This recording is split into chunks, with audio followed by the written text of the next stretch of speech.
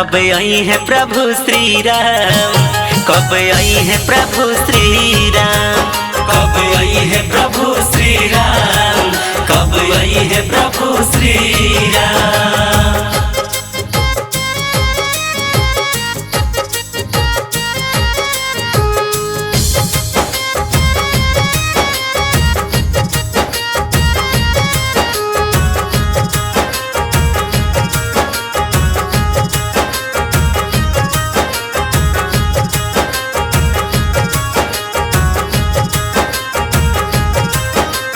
सबरी के हर रोम रोम में राम ही राम समाइल बा, मगन रहेली लगन लगा के ऐसन भक्ति छाइल बा।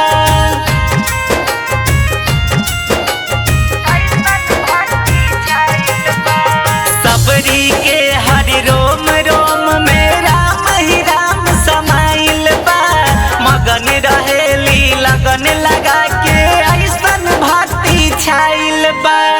उन्हीं के नाम जपेला मनवा, उन्हीं के नाम जपेला मनवा रोज सुबह और शाम।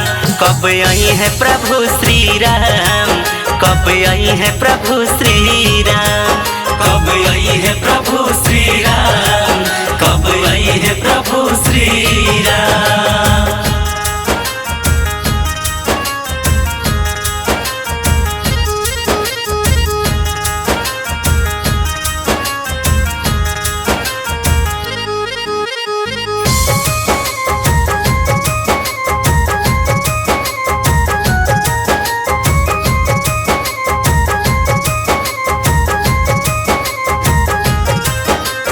मातम ऋषि कह के गैलन दिनौ नइखे दूर हो, लखन लाल सिया रामचंद्र जी दर्शन दिहे जरूर हो।